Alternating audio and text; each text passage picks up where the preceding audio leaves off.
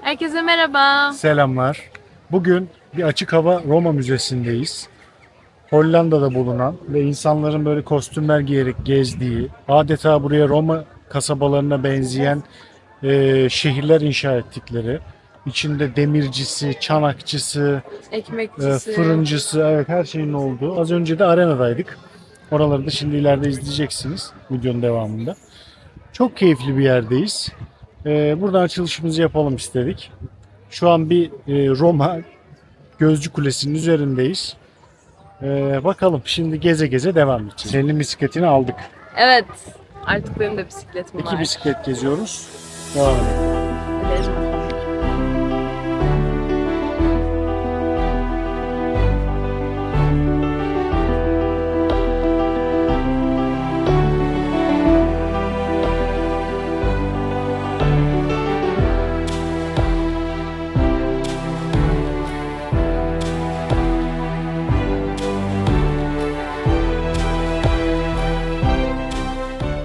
Şimdi Roma Müzesi'ne geldik. Utku'yu böyle sürpriz bir date'e çıkardım. Bisikletlerimizi buraya park ettik. Yaklaşık evden 45 dakika bisiklet sürdük. Ve hava 28 derece. O yüzden biraz terliyiz, yorgunuz. Bir su doldurmamız gerekiyor. Sonrasında içeri beraber girelim.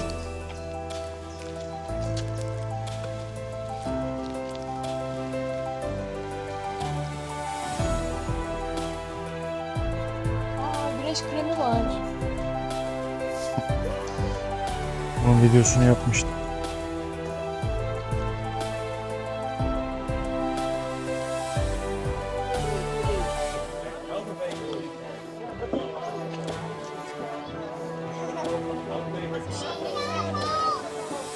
Tanışıyor muyuz?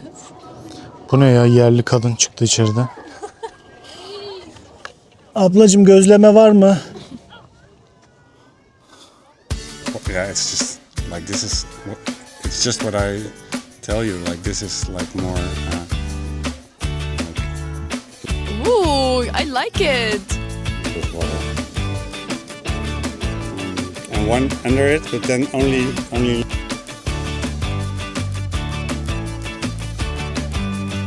Do you want to be included in the... It's fun. Thank you. Thank you. Ne oldu lan? Işıkta kötü mü görünüyor? Ne bileyim. Bakalım bir daha ışıkta. Biraz beni fazla boyadı sanki.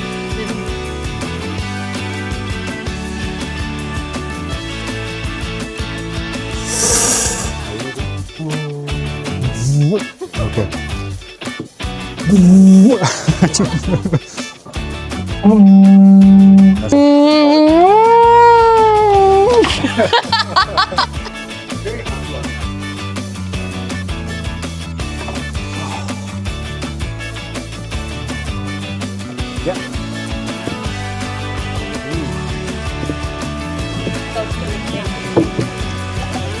Amazonlara da gideceğiz inşallah bunun gibi.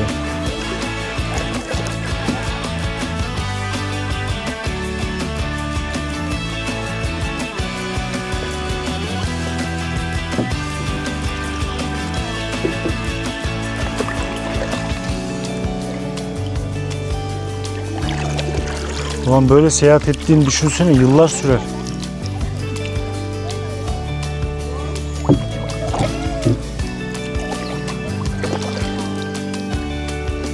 Yerliler var ha. Güzel böyle bir etkinlik yapmışlar. Turumuzu attık ama çok da gidemiyoruz yani, şu kadarcık bir alan. Şimdi döneceğiz. Yayan devam edeceğiz.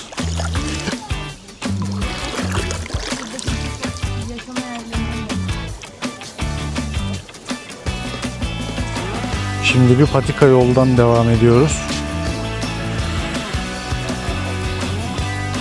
Börtlen.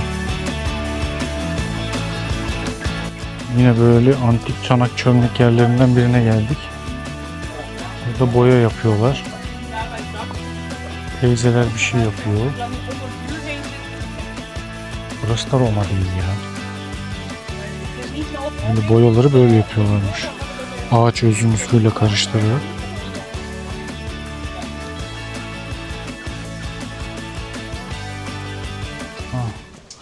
Senin şu ayakkabının arkasını yaptıralım mı burada?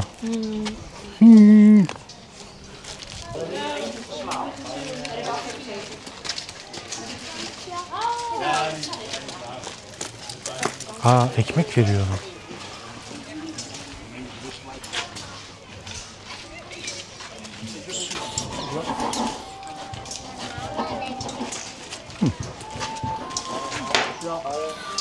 Vandaag gebakken in de ouderwetse oven. Oven is there? Ja. Can we take a No video? problem. No problem.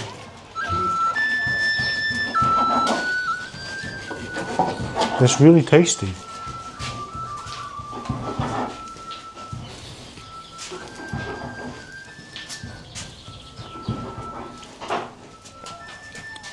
Aman kediyi görmedim, aklım çıktı.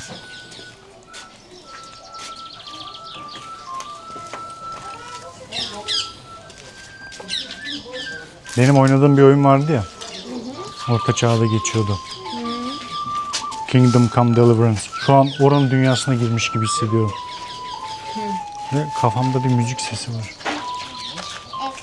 Kafamda değil, ben de duyuyorum. Ha, kadın şuradan flüt de çalıyormuş. Thank you. Oké. You're welcome.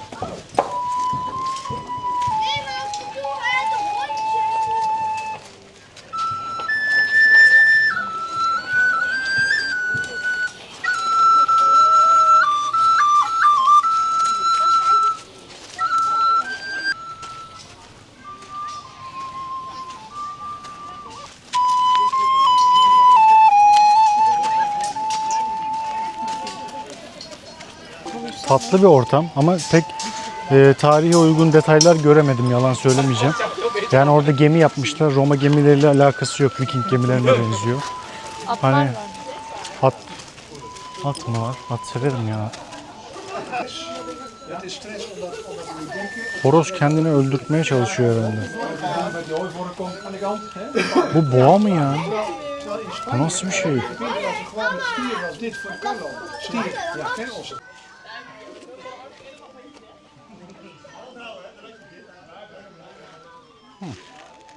Güzel bir çalışma bence ya. Evet, burası da köyün demircisi. Burada zırhlar yapıyorlar. Şurada zincir yelekler yapmışlar. Kalkanı var, kaskı var. Ama bunların hiçbiri Roma zırhları değil. Bunlar Orta Çağ zırhları. Biraz ortaya karışık yapılmış şekilde duruyor. Şu miğferi falan da yok ya, pistir bu. Paslanmış biraz. Demir olduğu için.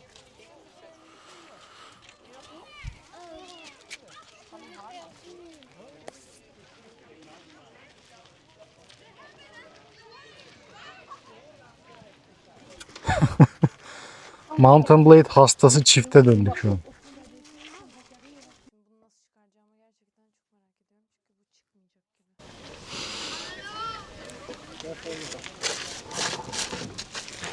Köylü geldi.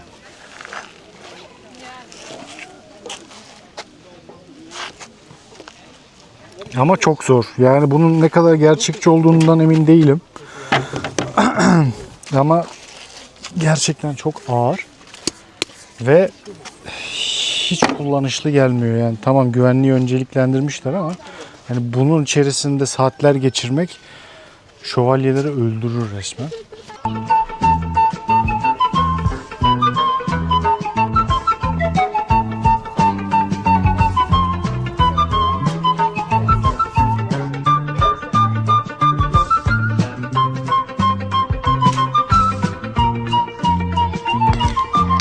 Ne vereyim abime?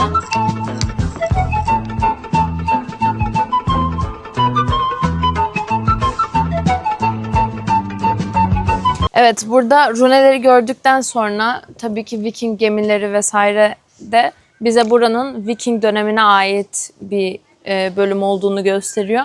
Burada kalkanları var.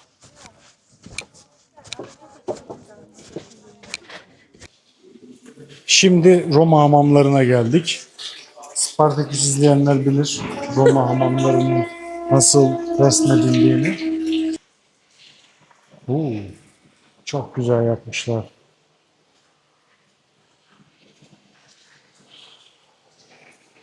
Burada şundan da bahsedeyim. Tabii ki burası bir müze. Yani burada gerçekten Romalılar bu şekilde vakit geçirmemişler.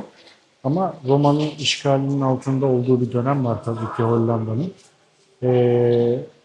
Onu burada yansıtmaya çalışmışlar. Benim acilen suratımı yıkamam lazım. Evet, şu an gerçek Roma zırhlarının olduğu bir yere geldik. Şunlar Centurion kaskları. Yani ordudaki rütbeli askerlerin kaskları. Bunlar gerçekten de var. Roma tarihinde de görüyorsunuz. Hem öncü alanı düşüyordu. Hem öncü birlikler kullanıyor bunu. Ve bu birlikler aynı zamanda avlanmak için de ordunun önünde ve çevresinde hareket ediyorlar. Aynı zamanda da gözlem için. Bu biraz fantezi. Bu muhtemelen bir imparatorun vesaire kullandığı bir kaskın replikası. Ve en önemlisi Roma birlikleri için en önemli şey Eagle. Yani buradaki kartal simgesi.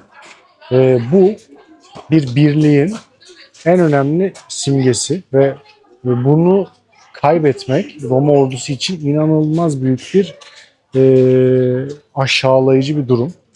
Ve hatta bazı durumlarda kaybedilen bu bayrakların bir sonraki imparatorlarca dahi arandığı kaynaklarda geçiyor. O kadar değerli. Şimdi ben zırhımı giyeceğim. Evet, şimdi çok ağır bu zırh. Ama bu gerçek bir zırh sanırım. Çok ağırmış. Oh. Gerçekten ağır. Yani rahat bir herhalde 10 kilo var. Rahat bir 10 kilo var. Ha, bu tam klasik Roma işi. Bak bu kaska hem böylelikle boynu korur hem enseyi korur. Ben biraz savaş tarihine meraklı bir tip olduğum için bunları hep araştırırım, bilirim. Bak. Bu, normalde bu böyle sallanmaz. Bunları tuttururlar. Kask ağır değil. Kask uyduruk bir şey. Demir değil yani bu. Ama bu zırh hakikaten çok ağır. Ve mesela bak altında bunun deri işlemeleri var. İlk etap tabii yüzeyi deri. Onun üzerine böyle zırhlarla pullar ekliyorlar demirciler. Ve bununla geziyor adamlar. Roma orduları yürüyen ordular biliyorsunuz. Bunlar atlı ordular değil ağırlıklı olarak. Ve bu şekilde günde saatlerce yürüdüklerini hayal ederseniz gerçekten de yorucu bir şekilde gidiyorlar diyebiliriz. Bu tahta, bu böyle bu kadar dandik olmaz. Kalkanları da çok ağırdır. Yani genel olarak tahtadır aslında ama dış tarafı demirdir. Bunu çok gerçek demir değil. Tamam neyse ben her şeyi eleştiriyorum şu an. Mesela bu şekilde. Ve Roma birlikleri taktiğe ve yanındaki adamların da bu taktiğe uymasına dayalı bir sisteme kuruldu. Tek bir kalkan asla işe yaramaz. Birkaç kalkanlı ve bu şekilde sıkı bir nizamda yapılan savaş tarzları her zaman çok başarılı olmuştur. Roma'da ağır büyük kalkan kullanma sebepleri de bu yüzdendir. Mesela bir de testudo var. Böyle kaldırıyorlar. Yanındaki adamlar da kaldırıyor. Öndekiler böyle kapatıyor. Ve adeta testudo Latince'de kaplumbağa demek. Adeta bir kaplumbağa gibi. Demir bir kaplumbağa gibi. Zırhtan oluşmuş bir kaplumbağa gibi oklara karşı falan çok dayanıklı bir sistemde ilerliyorlar. Ama mobil olmuyorlar tabii. Bu sefer de atlılar etrafından sarıp yok ediyor. Birkaç defa da bu da olmuştur.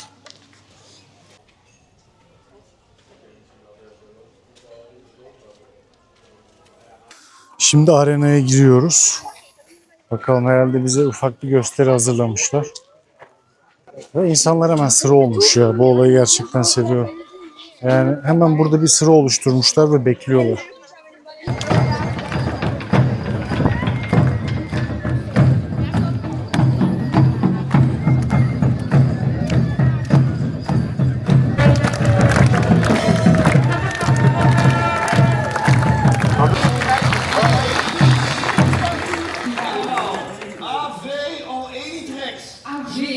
Ja, namens bijna gelijk op.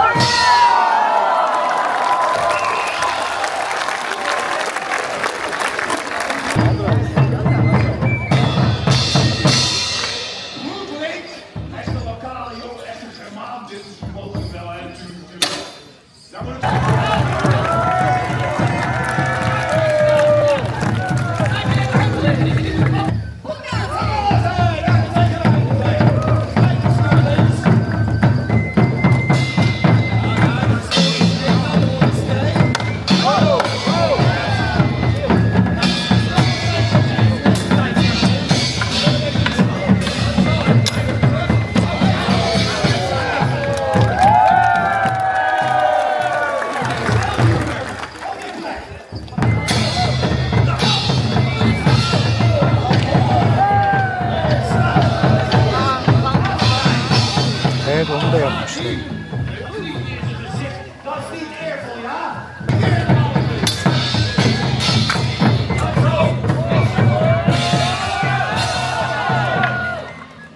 We hebben een nieuwe kampioen! En het is Feyenoord!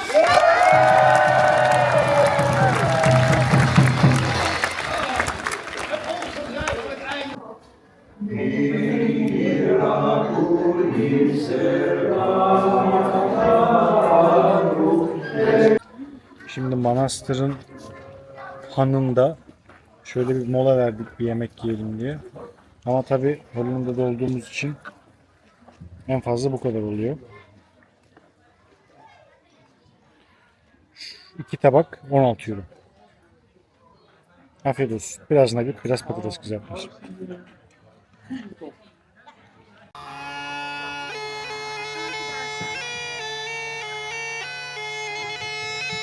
Evet, bugünkü videomuzun sonuna gelmiş bulunmaktayız. Bugünkü bu videoda Hollandalıların hava sıcakken bu tarihi açık hava müzelerine geldiğini göstermek istedik. Aynı şekilde biz de burayı çok sevdik. Çok fazla aktivite vardı ve gerçekten büyüleyici bir yer. Tarihe bir adım atmış olduk. Bence de keyifli bir hafta sonu aktivitesi oldu. Şimdi artık videomuzu kapatalım. Bir sonraki videomuzda görüşmek üzere. Görüşürüz. Wow, that was amazing. You know the song? Yes, of course. Yeah. That was a good one. Thank you. That was amazing. Thank you so much.